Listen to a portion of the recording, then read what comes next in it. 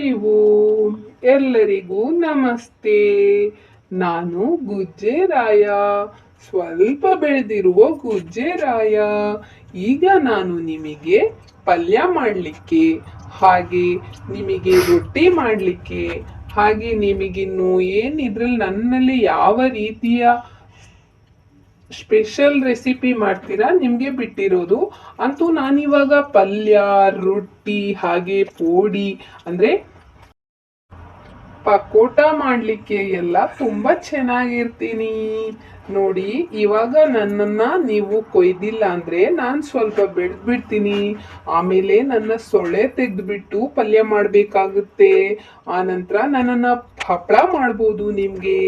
ನೀವು ಇವಾಗ ನನ್ನನ್ನ ಬಿಟ್ಬಿಟ್ರೆ ನಾನು ನಿಮಗೆ ಇನ್ನೂ ಸ್ವಲ್ಪ ದೊಡ್ಡದಾಗಿ ಸಿಗ್ತೀನಿ. ಆಮೇಲೆ ನಾವು ಮಾತಾಡೋಣ. ರಾಮ್ ರಾಮ್. ಹರಿ ಓಂ. ನಾನು ಹಲಸಿನಕಾಯಿ. ನೋಡಿ, ನಾನೀಗ ಒಂದೆರಡು ತಿಂಗಳು ಬಿಟ್ಟು ಈಗ ಇಷ್ಟು ದೊಡ್ಡಾಗಿದ್ದೇನೆ. ನೋಡಿ, ಇವಾಗ ನನ್ನ ಸೊಳೆಯನ್ನು ತೆಗೆದು ಈಗ ನನ್ನ ಬೆಳೆದ ಸೊಳೆಯನ್ನು ತೆಗೆದು ನಿಮಗೆ ದೋಸೆ ಮಾಡ್ಬೋದು, ರೊಟ್ಟಿ ಮಾಡ್ಬೋದು, ಹಪ್ಪಳ ಮಾಡಬಹುದು. ಹಾಗೆ ಉಪ್ಪಿನಲ್ಲಿ ಸೊಳೆಯನ್ನು ಹಾಕಿಟ್ರೆ ತುಂಬಾ ದಿನದ ಕಾಲ ನಾನು ಕೆಡೋದಿಲ್ಲ. ಹಾಗೆ ನನ್ನ ಸೀಸನ್ ಮುಗಿದ ನಂತರ ನಿಮಗೆ ನನ್ನನ್ನು ರೊಟ್ಟಿಯೂ ಮಾಡಬಹುದು. ಉಪ್ಪಿನ ಸೊಳೆಯ ರೊಟ್ಟಿ ಅಂತೂ ತುಂಬಾ ಟೇಸ್ಟ್ ಆಗಿರ್ತದೆ. ಹಾಗೆ ಉಪ್ಪಿನ ಸೊಳೆಯ ರೊಟ್ಟಿ, ಉಪ್ಪಿನ ಸೊಳೆಯ ಉಂಡ್ಲುಕ, ಉಪ್ಪಿನ ಸೊಳೆಯ ಕಾಯಿಪಲ್ಯ ತುಂಬಾ ಟೇಸ್ಟಿಯಾಗಿರ್ತದೆ. ನೀವು ಮಾಡಿ ತಿನ್ಬೋದು. ಹಾಗೆ ನನ್ನನ್ನು ನೀವು ಹೀಗೆ ಕಿತ್ತಿಟ್ಬಿಟ್ರೆ ನಾನು ಹಣ್ಣಾಗ್ತೀನಿ. ಆಮೇಲೆ ಅವಾಗ ನೀವು ನನ್ನ ಹಲ್ವಾ ಮಾಡ್ಬೋದು, ಪಾಯಸ ಮಾಡ್ಬೋದು, ದೋಸೆ ಮಾಡ್ಬೋದು. ನಾನು ತುಂಬ ಸಿಹಿಯಾಗಿರ್ತೀನಿ. ಹಾಗೆ ನೀವು ವಿವಿಧ ವಿವಿಧ ಬಗೆಯ ತಿಂಡಿ ನನ್ನಲ್ಲಿ ಮಾಡ್ಬೋದು. ಮುಡ್ಕ ಮಾಡ್ಬೋದು, ಗೆಣಸಲೆ ಮಾಡ್ಬೋದು. ನೋಡಿ, ನನ್ನಿಂದ ಎಷ್ಟು ಚೆನ್ನಾಗಿರುವಂತಹ ರೆಸಿಪಿ.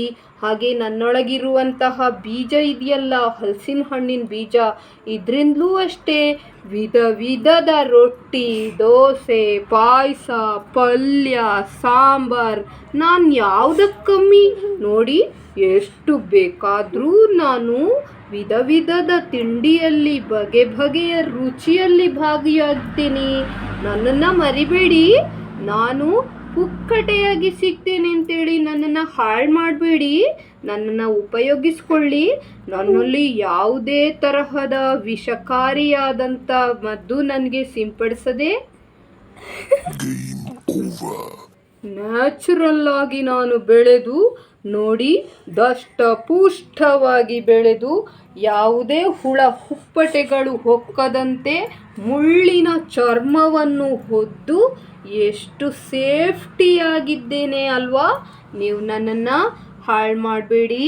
ಧರ್ಮಕ್ಕೆ ಸಿಕ್ಕಿದ್ದೇನೆ ಅಂತೇಳಿ ನನ್ನನ್ನು ವೇಸ್ಟ್ ಮಾಡಬೇಡಿ. ಏನಾದರೂ ಒಂದು ರೆಸಿಪಿಯೊಂದಿಗೆ ನನ್ನನ್ನು ನೀವು ಸವಿರಿ.